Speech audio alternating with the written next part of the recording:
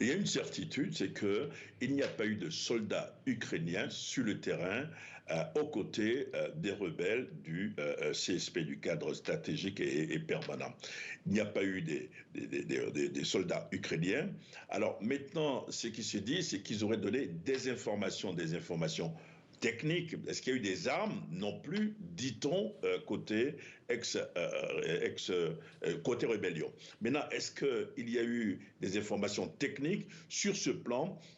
Il y a une convergence. Vous avez vu le délégué ukrainien qui parlait tout à l'heure, l'a reconnu. Donc, ils ont dû donner probablement des informations. On a vu qu'ils ont utilisé des drones. Est-ce que l'Ukraine a fourni des drones? L'Ukraine dit non, là également. Mais donc, on peut se limiter à une chose, la certitude, c'est qu'ils ont fourni des informations techniques sur le terrain aux rebelles contre l'armée malienne et le groupe ex-Wagner.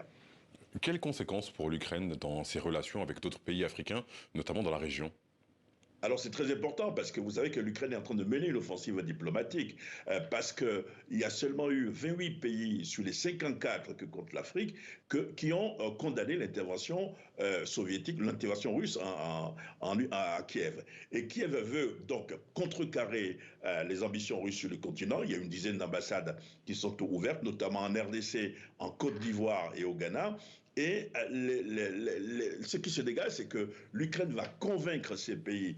Dans un communiqué, et l'Ukraine a déjà dit qu'elle n'était pas du tout terroriste et qu'elle condamnait elle aussi, c'est un pays qui condamnait le terrorisme.